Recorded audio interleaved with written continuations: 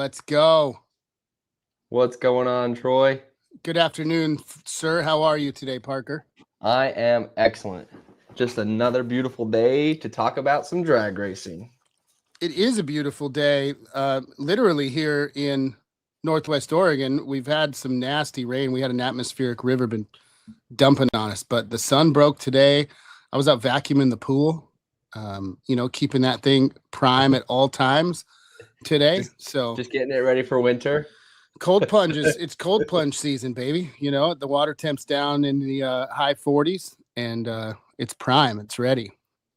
Well, I hear the weather down in LA is looking good for the Dodgers. I don't think they're playing there today, but go Dodgers.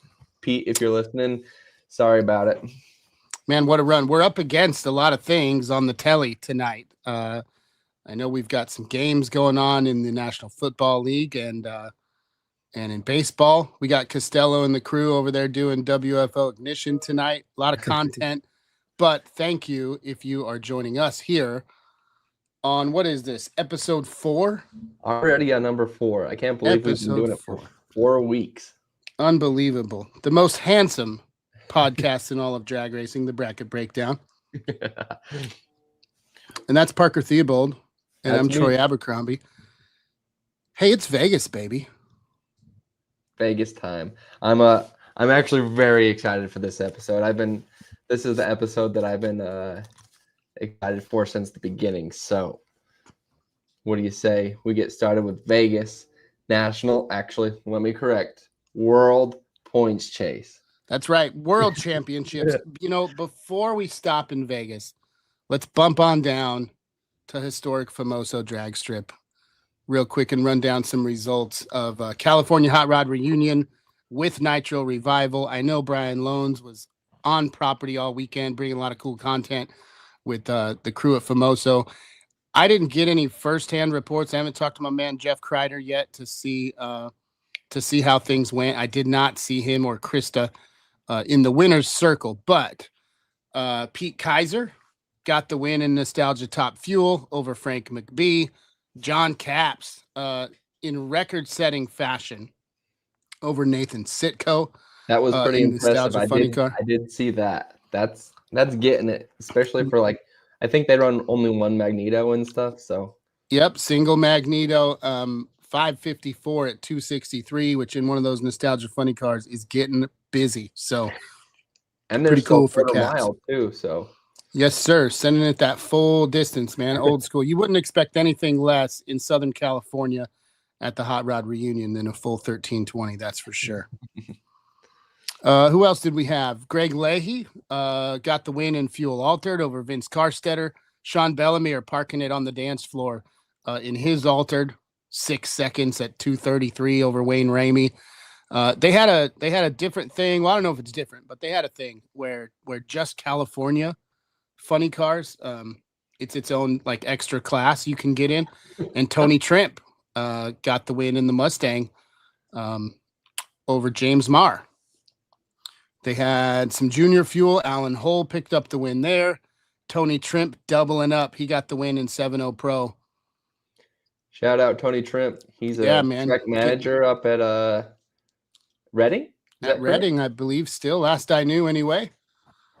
So yeah, Tony doubling up at the reunion. That's a pretty cool feat, this isn't March meet, but it is at Famoso, and I can imagine that had to be a pretty good feeling weekend for Tony Trimp being able to park it twice this weekend. So Ray Padgett won A gas, Chris Turek B gas, C gas was Bo Dyson, D gas Dan. Oh, I'm going to mess that one up. Shrokosh. We'll go with Shrokosh. Dave Isley in NE1, Tony Citro in NE2, and Ashley Balistreri in NE3. Dan Rowley rounds it out in Hot Rod Eliminator, and your AFX winner was Jeremy Smith. So I'm looking forward to getting some reports, hearing some stories about how it went down at Famoso. I know there was a lot of anticipation around this event. I think they had 70 cackle cars. Holy so shit. I saw the production that it took to start up like 6 of them at the Seattle National, and it's a whole lot of coordination. I could not imagine trying to coordinate 70 cackle cars all at the same time. But they did that, as far as I know, and so big cackle fest as part of Nitro Revival. I'm sure it was a great event. I'm sure the national dragster coverage will be epic here in the next couple weeks. So congrats to all the winners at the California Hot Rod Reunion and Nitro Revival this past weekend down in Formosa. I want to give a special shout out to the track staff and all that put that event on down there. I know that sometimes that event can be challenging from just car count point of view, but also downtime incidents and all that sort of stuff. So for all of the track staff and crew that put it on, I'm sure all the racers really appreciate everything y'all do to get that event in every year. No doubt they're not finishing it on Monday, so something must have went right. They were able to get that thing in. So I bet the air was pretty good. We're getting some cool nights out here, even on the West Coast right now. Fall is setting in fast. So and you saw, record-setting fashion for John Cap. So looks like they had good air and good track conditions all weekend. So that's pretty cool. Looking forward to hearing some more stories from the pits as we go on. Walt Walker turned off the foosball so that he could come and watch us tonight. We appreciate you, Walt, brother. One of the best ambassadors for the sport right there, Walt Walker, tuning in. Well, that does it for California. Vegas. Let's go to Vegas, baby. Let's go straight to Vegas. Let's do it. Where they're not going to be contesting Top Sportsman, but we're going to give them a shout out anyway. We are. As everyone knows, Darian Bosch currently leading the way in Top Sportsman, sitting at a 568, but he is done. All claimed out. He's done. He'll be watching from the sidelines. But, I mean, I don't know about you, but 568 is probably not the most comfortable number to be sitting on. But I'd rather be ahead than being the chaser. Sometimes the pressure can get to you during that stuff. So, yeah, well, and it's getting less comfortable, right? He's been sitting on that points total for a while, and for a while there it was looking pretty good. But we're coming down the stretch now, and we've got some folks who can score some points, and he's just going to have to sit back and watch. So it may hold up. David Cook Jr. sitting there right behind him. Oh yeah, and we've got to. Oh, go ahead. Sorry. No, he gets to improve the last two races, both the divisional and the national in Pomona. He's improving a second round nationally and a third round divisionally. And he's only, 12 points back? So he's got to win 2 rounds. He has to improve 2 rounds is all he's got to do to take that points lead over. And, but I'd be surprised with the season that David Cook is having. I'd be surprised if he doesn't get it done. He won the Seattle National this year. He won the Phoenix Divisional this year. He won the Bakersfield Divisional just a few weeks ago. So he's had a great run so far this season. He's got that car dialed in, and he's found the winner's circle a couple different times. So if David doesn't pull it off, it means he had one of probably the worst couple weeks that he's had in a long time. So I think he can get it done. He's certainly got the car to do it. He's certainly a good enough driver to get it done. You see him there in the winner's circle at Seattle this past year. So something to watch. I wouldn't want to be Darian Bosch for the next 3 weeks. That's for sure. Absolutely not. Some more honorable mentions. We got Dan Lafferty still on tap. He can still claim the last national and last divisional. He's got a clean national too, though. So he's gonna, if he wins it, automatic 95 points right there. So he's got a 611 point ceiling. So he doesn't have to win them all. You just got to go deep in quite a few rounds at both the national. You don't got to beat everybody. You just got to beat like 6 of them. Exactly. Benji Martin also has a clean national. I don't believe that he can win it. Well, he can win it. Sorry, my math was incorrect on this one. He can win it. He just has to do very, very well in Pomona. Yeah, he'd have to do really well, but he could do it. Dark horse right now, I think he's sitting back like near the 20th spot or something. He's way back there. But that tells you how close, things are when you're sitting in the, around the 20s and you've got a shot, if you throw a Hail Mary and connect, you got a shot to make a run at it, that's pretty cool, man. And it just goes to show you how competitive Top Sportsman is this year. Yep. I just want to give a shout out to some of our D6, D7, and even a couple D5 competitors up here in the top 10. We got Michael Chitty, number 5, Bill King, number 9, Robert Strom, number 10, and Aaron Steinke sitting at number 11. So pretty stout for the West Coast in Top Sportsman. When we came into the Seattle National, 5 out of the top 10, 6 out of the top 10, I think, were from D6 or D7. Right now, at the end of the season, 9 out of the top 20 and 10 out of the top 21 come out of D6 or D7. And so really strong Top Sportsman field coming out of the West Coast this year. Bill King was making a run early in the season, thought he might find himself, in contention here at the end. Not how the chips fell, but a really solid season for him as well. Been a lot of fun watching these West Coasters and Top Sportsmen chop it up all season long.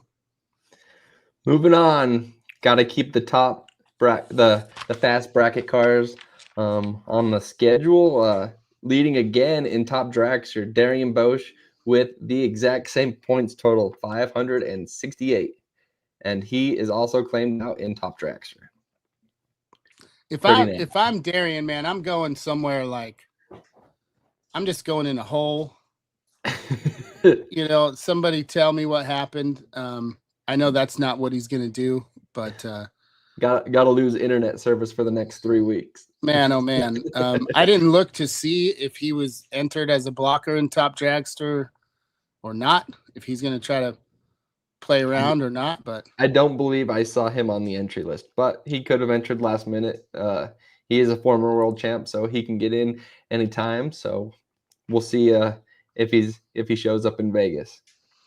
One guy I know who is going to be there is Casey Plaisir. Daddy Casey. I love that guy. Well, he's sitting in the number 6 spot, but he's improving a 30 and a 40. I think his ceiling somewhere around 597, 598, somewhere in that ballpark. So he could do it. He's running Aaron Steinke's nitrous car. He told me that he'll be running that the rest of the year. So he shouldn't have a problem qualifying. And he should be mid-pack. So good spot, good looks, whatever competitor he's racing. Like you said, he's improving a first round and a second round, which those are good throwaway races, easy to improve on, right? And Casey's pretty savvy. He's dialed and tuned a lot of cars, and so he's fully capable of getting it done. Yeah, I think he'll find the right spot on that car, get it dialed in, and he'll improve at least one of those scores. It's tough right now, and everybody's been racing all season long. Everybody's dialed in, and so it's tough at every race from here on out, for sure. So I expect him to improve at least one of those scores. We'll see if he can do both of them, and a real shot of taking out Bosch here. And again, what a spot to be in, man. I mean, you're looking at a situation here with Darian, who was dominant this year. I mean, he was fantastic on both sides of Top Sportsman and Top Dragster, and coming down to the end, they could slip out of his fingers by just a couple points right at the finish line, and there's not much he can do about it. So, interesting spot. A lot of drama coming down the line here in Top and Top. As dominant as Darian has been, Casey has had a pretty dominant division points ledger. He's got, I believe, 2, if not 3 wins. So just that alone, that's very, very impressive. He just needs to bring it around in the national side. One of the things that I think about every year, I ask Justin Lamb this every year. He's won so many different times and so many different cars. I always ask him what he's chasing, and that particular year or in general. And I think it's one of my favorite questions at any time to any racer, because we're all chasing something, and it's not always the same thing. I'm chasing my very first winner's circle ever. Some people are chasing their first national championship or world championship or their fifth, right? Or they're chasing their 50th Wally, whatever it might be. Some people are just trying to qualify, right? And so everybody's chasing something. And at this point in the year, you start looking down the points list, and there's a name that jumps out to me, and you wonder what might have been. Jenna Mishad. I don't know if that's how you say it, Mishad or Mishad. One of the two. She has only raced at one national event and 6 divisionals. Her ceiling is 607 right now. So obviously she'd have a lot of work cut out for her, considering her current point total is only 373, right? So to get to that 607 ceiling, it would take some magic. And Jenna is not on the entry list as far as I have seen. So for me, I look at that and, I wonder what might have been. She's sitting second in D6 points. And who knows what personal situations are or what their plan was at the beginning of the season. Sitting in 28th spot, not normally somewhere you'd look as someone who could make a run at it. But just wanted to shout out Jenna because she had a fantastic divisional run this year. Really, really strong all year. And, and has a ceiling where, she could have took the points lead had she made a run going here down the stretch. So shout out to Jenna from D6. Could have been the one. We got a question from Walt, and I want to hear your opinion, Troy. How do you guys feel about some divisions qualifying 32 and some qualifying 48, and what does it affect national points? Yeah, I mean, inherently, just the qualifying aspect doesn't maybe affect it too much, but obviously you bring in 12 more people who or 16 more people who might be able to then win or score points and disrupt the total. I don't care if it's 48 or it's 32. I think it should be consistent across divisions. But I realize that's hard because depending on where you're at in the country, you might not, if they chose 48, you might not have some great looking 48 car top dragster fields or some other field, because there's just not enough people that are competitive or fast. So I wish it was consistent across all divisions. I'm on the same page as you. I've done my fair share of top dragster racing, and I know I'm the slower car, so I like qualifying the 48 car fields. But if you're gonna have a world points chase, I think that you're right. We do need to have 32 all across the nation, across the world. If it was the same, you wouldn't have the one round would get this amount of points and the winner gets this amount of points. It's kind of a muddy mess if you ask me. Yep. No, keep it consistent. Pick 32 or pick 48, but pick one of them. I think 32 would have to win. I don't think 48 works, but maybe that's how you grow the class, and maybe you adjust the the minimum index or do, I don't know, maybe there's a solution to a bigger field and trying to make sure that everyone's fast and competitive.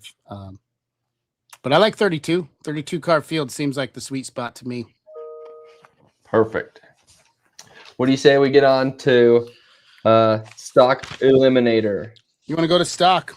Yeah. We had some news in a weekend where technically no divisionals were contested. We had one contested at the Dutch Classic. They were finishing what I think was rain delayed. I'm not sure what happened at VMP earlier this year. But they finished the VMP race at the Dutch Classic. Do you know what happened, Parker? I know what happened. Bubba Link, I'm not quite sure how to say it, had to go there and win, I believe, 5th round to take the points lead over. And you know what he did? He won the damn race. That's what Luke says, right? He won the damn race. Pretty impressive way to go out. I believe that was Bubba's last claim. He still has more that he could improve on, but I don't think he's making the trip out west. That's kind of a long drive from Maple Grove to Las Vegas to do it in, I don't know, 3 or 4 days. So congrats, Bubba Link, on your win in Virginia in Maple Grove. Right. Well, and Strickland at 6:55 was ahead of him, and that's who he had to get around. And Strickland's done. Yep. John Gray is done. Cooter's done. Yep. But you get all the way to that number 8 spot. Who do you find in that number 8 spot, Parker? Jam and Jerry Emmons. You can never count out an Emmons. They're always sneaking up on you, especially this time of year. You're definitely going to see them boys in Vegas, and obviously Pomona. And Jerry is a former world champ. He's experienced the heartache of not winning it, and he's also felt the joy of getting it done. So that group of guys, they're next level, and he's got a 678 point ceiling. Bubba right now has 677 points. So Jerry's improving the last 2 nationals. He's got a 1st round loss and a 2nd round loss at Indy. But like I said, he's got a 678 point ceiling. So he's got to win both the Vegas National and the Pomona National to take the points lead over. If Jerry Emmons wins Vegas, do you think Bubba Link makes the tow to Pomona and tries to find him on the ladder? Oof, that's tough. If I was in Bubba's shoes, I think I would have made the trip, but that's just because I like the ball in my hands. So we'll see. It's going to be interesting. Hopefully, it would be cool to see Jerry win stock just so we can have some more drama in Pomona. But it's going to be very interesting to watch. But if he wins stock, then how do you win stock? That's what I'm saying. If I could win stock and Jerry win stock at the same race, then that would be the ultimate. Ain't nothing wrong with silver. Ain't nothing wrong with silver. Shout out to C-Dub. C-Dub. He's sitting 11th right now. Yeah, he's going to wind up top 10 this year. So shout out to C-Dub sitting there at number 11. He's at 3-6 right now, so he's got some points he can grab. So we'll see where he winds up at the end of the year. Shout out to Brad Burton sitting in the number 14 spot. He'll grab a few more points as well, but not going to be able to make it to the top. But a pretty solid run this year for Brad. So moving on to Super Gas. Super Gas has been very, very interesting this year. Super Gas is wild right now. It's insane. There is so many people that have a legitimate shot at winning it that it's hard to narrow it down to just a handful. There's a lot of racers who could make it happen if all the and they all need some other stuff to fall their way, right? They're not all in full control by any means, but if the ladders fall right and everything falls right, there's quite a few racers who have a legitimate shot at the title this year. Yeah, and kind of like stock, if I'm not mistaken, JJ Brock from Division 2 took the points lead over at 638 points, and that's a pretty good points total. We like to see 700, and there's only been one guy with 700 that's lost, but 638's up there. He's claimed out though. Sitting duck. Come and get me. But we got Phil Unruh in number 3. That's still got room to improve. He's got 2 nationals he can improve on. Third round at Vegas, or excuse me, he's got a third round and a fourth round he can improve on in Vegas or Pomona. Nathan Prose had a great year. He's at 601, sitting number 2. He's claimed out, no chance. We'll be watching Phil closely. We got our Division 7 runner, Evan Kowalski, sitting number 4 with 590 points. And he's got the next 3 races that he can improve on. That's crazy. Especially coming to your home turf.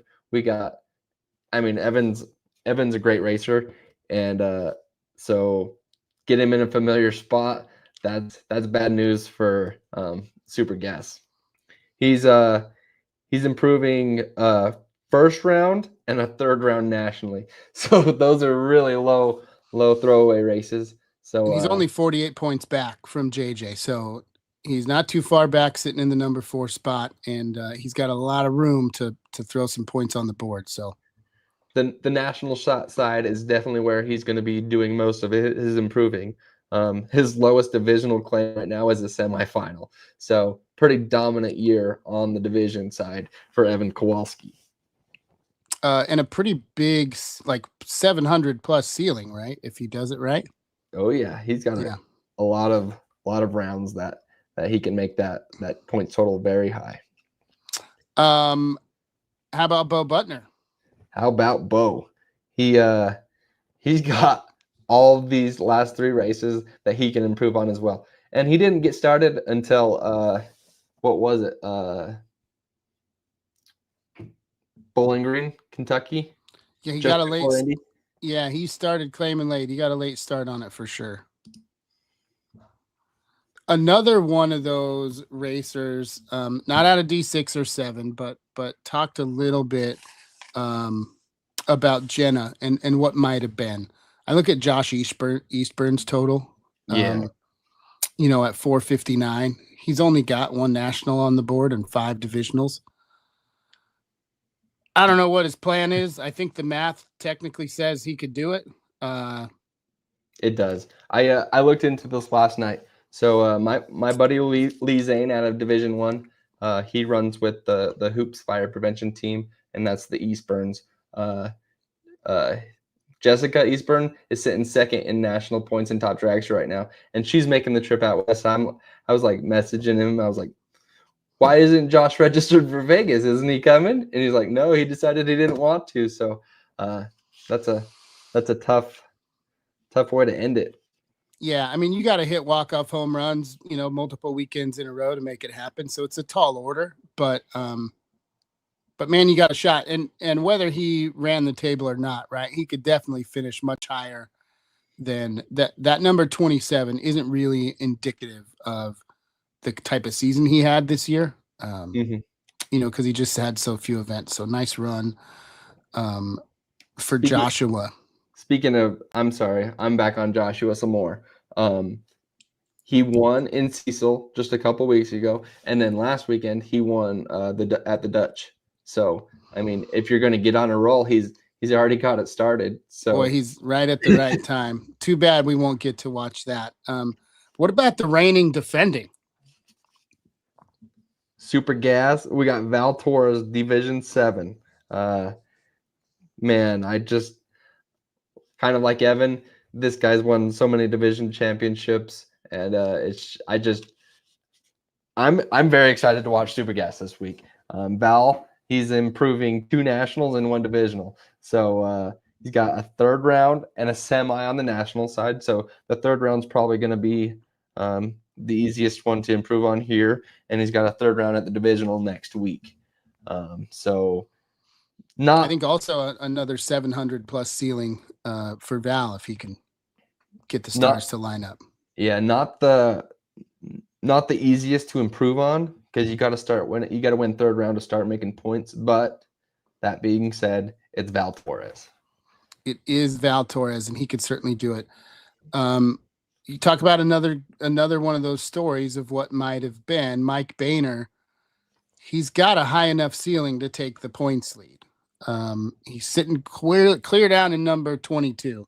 And I know that he won't be in attendance at Vegas. I think he's done for the year. But another super gas racer who could have made a run at it here down the stretch. So, we've talked about 7 different drivers, just boom, boom, boom, who either could and might or could have and just aren't made a run. So what a heck of a season this year in super gas. And this is how you want to see it, right? If something gets decided in Vegas, great. But you see a setup like this coming down the stretch, we're probably looking at final round of Pomona or semifinals of Pomona to figure out who's going to win this thing. So pretty cool setup to finish it out in super gas.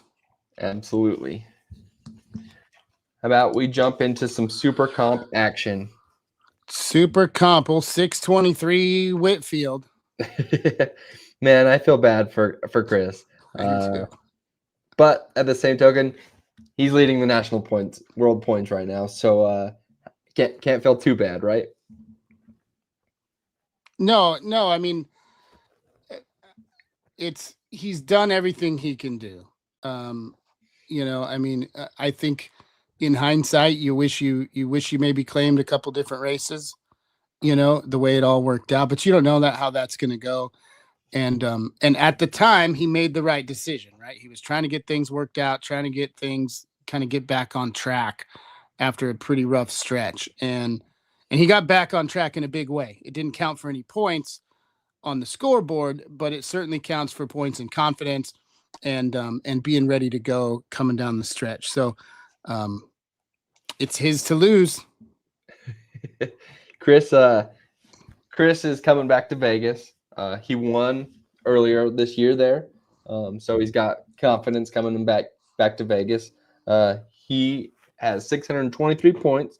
He's improving a 3rd round divisionally and a 3rd round nationally. Kind of makes you wonder if he's going to claim this national or if he's going to wait to claim it in Pomona. So it's hard to tell with what races he's going to claim. So I guess we'll see on how this one goes down. I would be surprised if he doesn't. I feel like Chris is going to lean on his familiarity. Tanner, I had the same question, by the way. I heard it. I had the same question. Because Bandamir's gone, there's probably not a track in the country that Chris Whitfield races at more than Las Vegas. He comes to all the nationals. He comes to the divisionals. He races there for the Fling Million every spring. He puts a lot of laps on that car at the strip at Las Vegas Motor Speedway. Pomona, on the other hand, he does not. And while it would be cool to score points at the final race to lock up the championship, and knock other people out, I feel like he does so well at Vegas. It's such a familiar track to him. I would be very, very surprised if he didn't count it. So we'll see. Absolutely. Another favorite of mine, Chad Weber. This guy is on fire. He came off of Bakersfield with a win and a runner-up, and that moved him way up in the point standings. He gets to improve both Vegas and Pomona Nationals and the Vegas Divisional. I believe he won the Vegas National at the beginning of the year as well. So he's improving a 3rd round nationally and a semi, and he's improving a 1st round at the divisional. So 3rd round and 1st round, those are good races to improve on.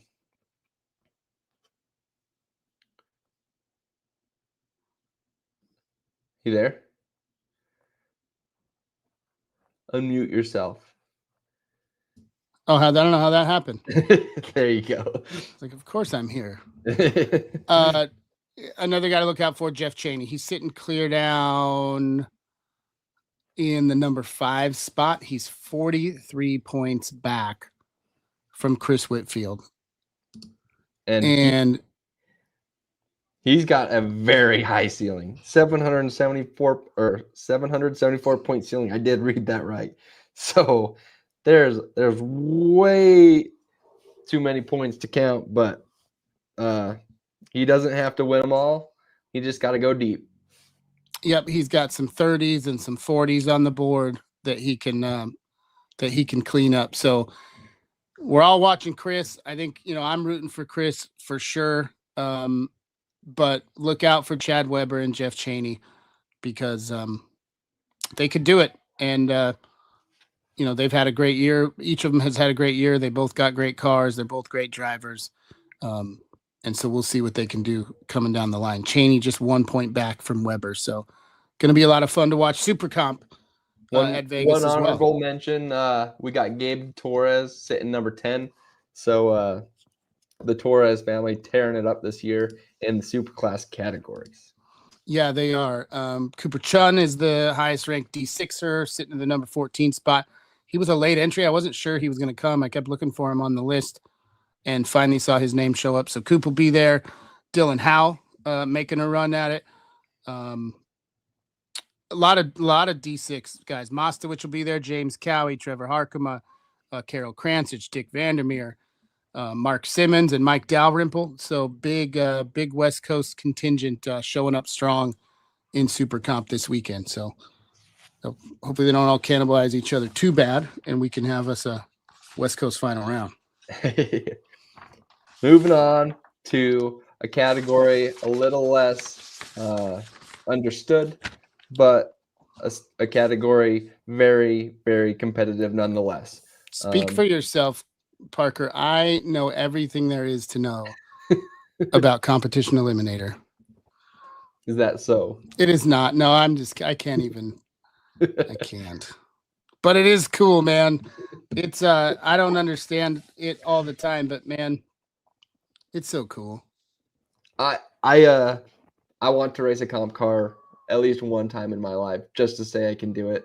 The problem is I don't want to own a comp car because ain't nobody got enough money for that in my household. If you owned a comp car, then you probably are in good shape, right? Because you would never make that purchase. And I just love like, hey man, what about instead of shifting it at 12,000, what if you shifted it at 14,000? What do you think would happen then? Like those are the kind of conversations we're having in comp, and I love it. Or what do you think if we took an 8-cylinder and cut it in half? We should cut it in half.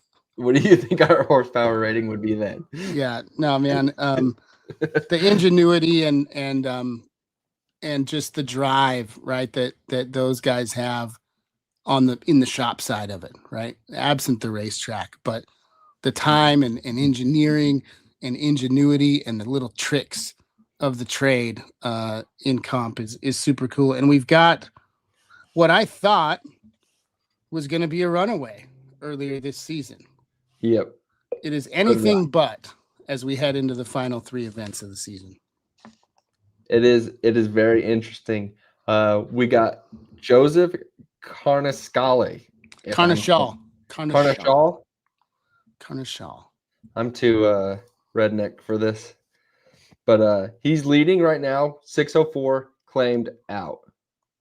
The second place guy, our guy, Division 6's Jeff Lane, sitting 1 point behind at 603. The nice thing for Jeff, he's improving the last 2 nationals. He has a perfect 5-win division series. That's very incredible. He went to 6 D6 divisionals this year, and he won 5 of them. That's it's crazy. If he shows up to a divisional, just give him the Wally. I guess that's what I'm hearing.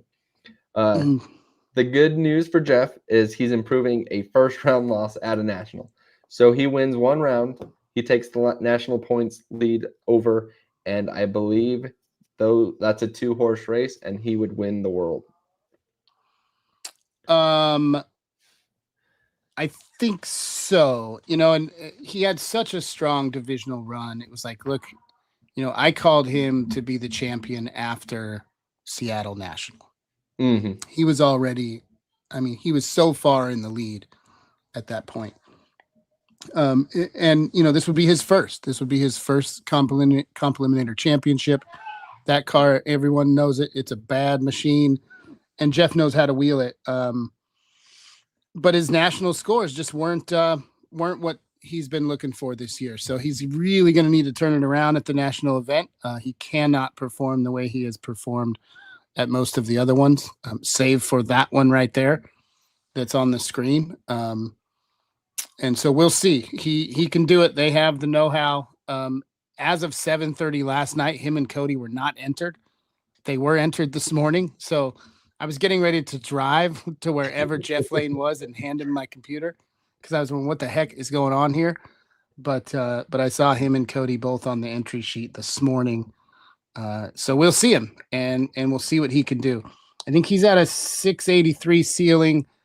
Jeff Taylor's only 26 points back. I think he can score 656. Chase Williams is 80 points back, and I think he can also score 656.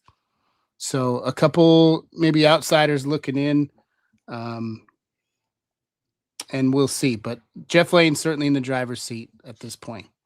What I like about the Hancock and Lane crew is they're just consistent, right? They've been doing this a very long time, and they're always sorry, my mind went blank. They're always capable of winning that national championship. And to back it up, gosh, my mind is going blank today. Cody in that car last year wins national championship, and then for Jeff to hop in that same car and wheel it just as good as Cody, very awesome to see. Am I gonna have to do auditions for new co-hosts? Yeah, you might. Somebody, if you hit me up in the DMs if you're interested. Walt Walker might be interested. Yeah, Walt, me and you, buddy. But Walt has to claim D7. I don't know if he's willing to do that. While I have a 4.2 all aluminum Trailblazer motor sitting under the workbench in my garage as we speak. And sounds like we need to put it in the domestic dispute and run a little comp action. I need to throw like 108 millimeter turbo on that thing, and I think we could have some fun, man. Underrated, the Atlas platform, highly underrated. But the comp guys know. So yeah, here we go, right? 3 in a row. It's coming down to the wire here. And somebody's gonna barely hang on, or somebody's gonna squeak one out coming down the stretch. So we'll see. I'll be watching Taylor, Williams, and Lane this weekend pretty closely. And watch Cody too, right? Because this is certainly a team effort. And they know how to do the things to make the things happen. And so if you think Cody's not going to be doing his best to pick people off for pops on the way through eliminations, are you telling me that people line up themselves on the ladder accordingly? Well, it's a rumor out there. So we'll see if Cody and Jeff can execute and find themselves on the sheet in the spot that they would like. And I have no doubt that they can get it done. But there's a lot of tough drivers out there looking to do the same thing. And so it's going to be good, man. It's going to be fun. Comp's going to be good stuff. Of course, I'm pulling for my man, Jeff Lane. Bring that thing back. He, I think at this point, has 67 or 68 divisional wins. He's one of only, I think, 3 people that has more than 50. Wow. Peter Biondo being one of them. I don't remember who the other one is. This guy's one of the best to ever do it. He's one of the greatest of all time. So I'm pulling for him.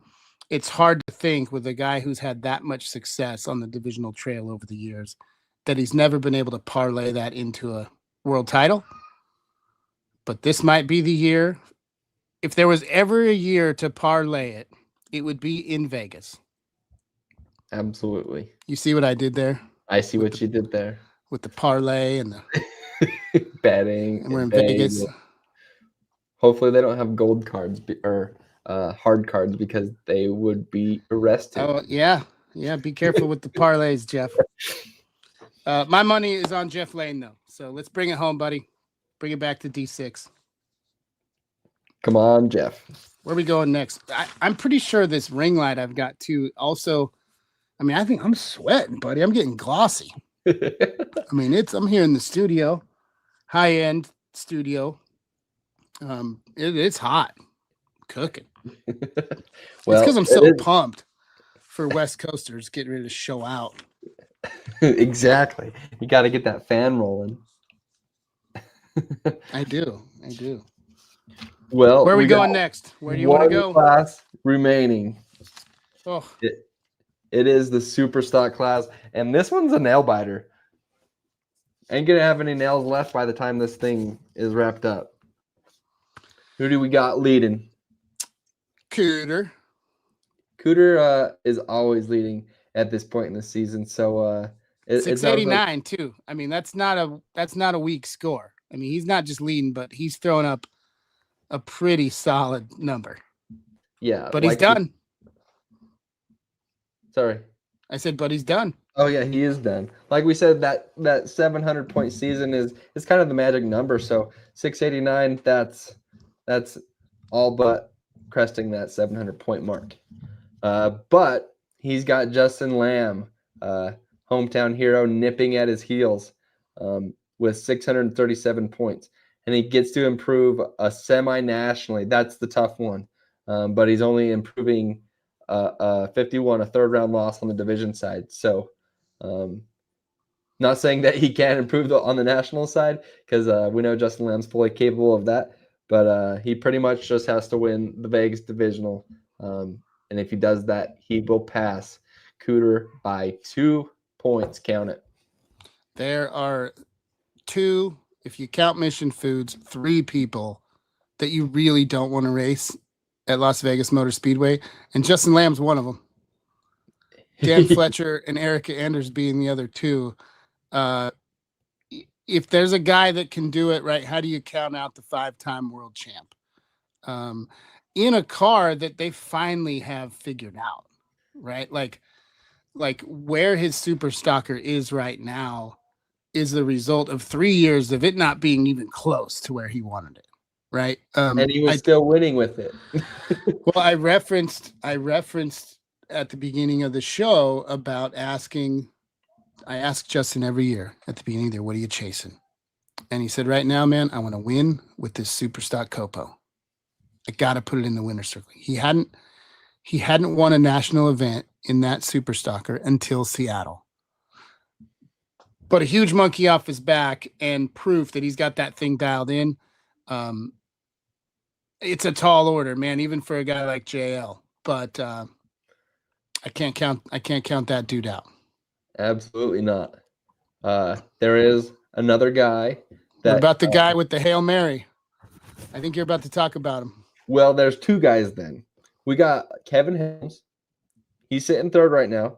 He's got a 743-point ceiling. So he's got quite a few rounds he can improve, and he's improving a first round divisionally. That's a good sign for Kevin. Think about where Kevin's sitting in that, like juxtapose that to where Justin or Cooter's at, right? Cooter's done and he's just waiting. Justin, he could do it, but the math barely works. Barely. For Kevin Helms, boy, it's not even close to over. Absolutely right? not. A totally different situation, a totally different mindset for Kevin Helms. And he's driving one of the most beautiful, coolest 68 Plymouth Barracudas there is in all of the lands. Those things are all right. They're all right. I may be biased, but 68 Barracuda with a late model Hemi in it can't get much better than that. So not a West Coaster, but it's hard to not recognize the position that Kevin Helms, has put himself in. Big point number available for Kevin Helms if he can put it all together. All right. Who was your long shot? Well, I don't have he was kind of my long shot, right? Even though his points total is high, like getting through Superstock is tough. And so I think he's still got his work cut out for him, right? Even though he has the highest ceiling, I still think it's a long shot.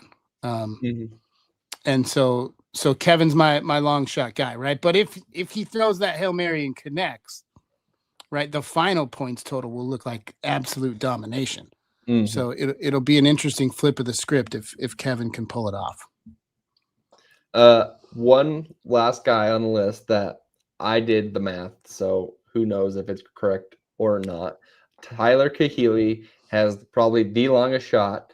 I know that if he like wins out, I didn't do the math very well, but if he wins out, that he could pass Cooter by 1 or 2 points. I don't remember the math exactly, but he still has a shot.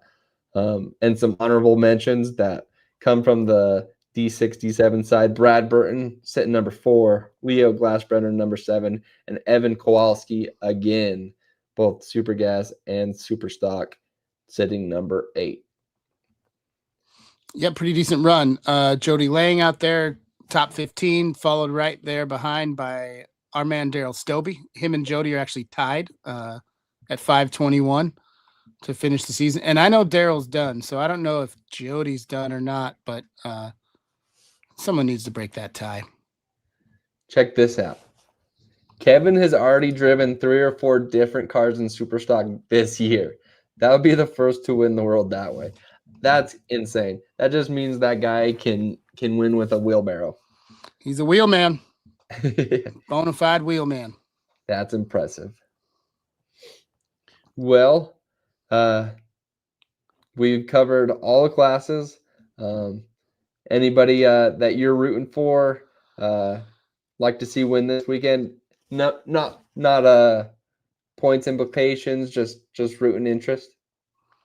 Well, I'm always rooting for Dylan and Coop, the young guns. But I've also gotten to know Chris over the years, and while there happens to be points implications here, Chris is a guy, for as much as he's won. I mean, this guy's like an 18-time Bandamere track champion.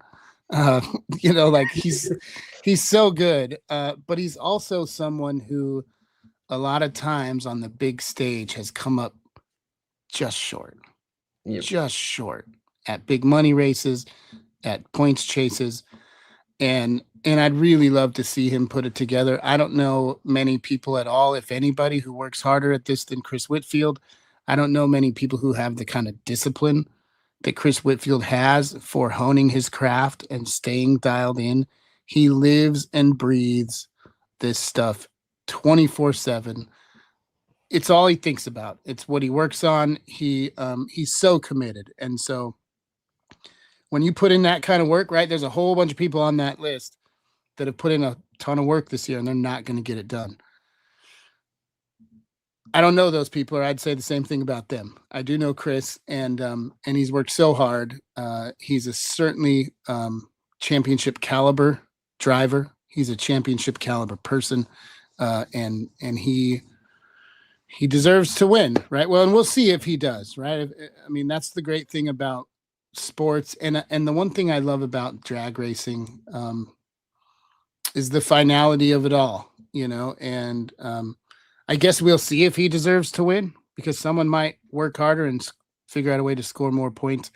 But if he doesn't, it won't be for lack of trying. I'm really pulling for Chris Whitfield, and I'm pulling for Jeff Lane. I mean, talk about a guy who's been chasing one of these for a long, long, long time. And I think that would round out what is certainly a Hall of Fame career. If it's the only one he ever gets, maybe he reels off 3 straight after this, but it would be kind of the crown jewel in what has been a Hall of Fame career. I got to pull for David Cook Jr. too, man. I'm a big fan of fastback Mustangs when they get turned into race cars, and David Cook's Top Sportsman car is one of the baddest in the building. So it'd be cool to see David Cook figure out a way to pull it off in Top Sportsman. Right on. Well, I on a personal level, I'll be competing in Super Gas for the very first time. So my sister, I don't know if y'all know this, but not very many people get to drive her car. That's one of her most prized possessions. So for me to be able to jump in it this weekend while she has mom responsibilities, it's kind of fun. So don't judge me. I'm probably gonna suck, get my butt kicked, but it'll be fun anyway. You got to do the old wreck and go. You need to go back and watch that old video and of Kyle Seipel and Peter Biondo, and Kyle gave him the old wreck and go. I saw Big Jed Pennington busted out earlier this year or late last year, maybe it was. And Super Gas is the perfect class for that. You guys are going to leave together. You just give her a little swerve to the center, fake them out off the stop, and you're gone. And turn it on wind lights, baby. Give him the old wreck and go, and I think you can get it done. I might get wrecked and get gone if my sister watches that. I'm setting you up because then I can say, hey, if you ever need a hot shoe, and by the way, any Top Dragster owners out there, if you need a hot shoe in Top Dragster this weekend, I am still available. I can't believe it either, but I'm still available. So if you need somebody to turn the old Pro Charger loose, just give me a buzz, get a hold of me. And I'll pretty much any car for that instance. Does it have to be Top Dragster? No, it doesn't. Front wheel drive EV. If I don't know if there's EV and you need a hot shoe in the Tesla, you let me know. I will be at LVMS in a hurry, and we'll get it done. Or any comp cars with a Trailblazer motor. Yeah, or just any comp car, right? Like put me in an A Econo Dragster, turn me loose. Everything will be fine. No breakouts. I don't even have to look. All I gotta do is turn the old girl loose and put her on the mat. Like that's what I like about comp, man. Like I don't gotta look or nothing. Not at all. I'm just zoned in. Your baby. blinders on. And with drag racing, all you gotta do is drive straight. Just point it and drive straight. It's no big deal. So, you're probably smaller than I am, and so getting me in a comp car is the hard part. I'm as big as I've ever been as of yesterday. Let's see who's bigger. Ooh. How tall are you? I'm short and stubby. Oh, he had to think about it. He's adding inches right now as we speak. I'm like 5'11". Quit it. I know that was a lie. I'm a bona fide 5'10", and I just tipped the scales at 211 yesterday, which is the largest in charges that I've ever been in my life. Well, I'm slightly larger than I'm 230. So. Oh yeah, see that if you're trying to go under the index, you don't want Parker in your car. You need to put me in that car. Don't worry about Parker. They got plenty of cars to drive. I'm gonna call your sister. My weight to cubic inch ratio is not very good. Yeah, it's not very good. We're gonna give you 30 horsepower. You get 30. You're gonna need it. Right on. Well, I think we did good. If there's anybody we missed, we're sorry. Hit us up, and we'll try and squeeze you in next week. Gonna have lots of results to go over, and many winners to talk about. So we're gonna talk about sportsman champions. We're gonna have Summit ET World Champions crowned this weekend. So we'll have world champions to talk about. Many of these points battles will have become at least a little bit clearer. Maybe we can eliminate some possibilities.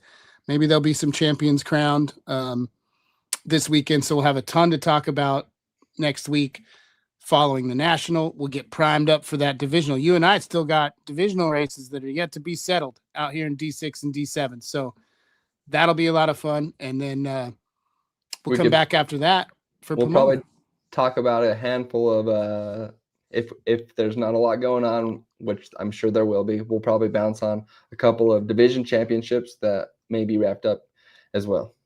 So yeah, good stuff, man. Okay, we'll plan on seeing y'all on Monday. You know what I saw, Parker? What's that? I saw Theobald Motorsports hit 200 subscribers. Oh boy. 2 Benjamins, and so a challenge, right? I mean, 100's cool. You're going to get that first 100, right? Then you want to double it, and you get 200. The next milestone isn't until 500, right?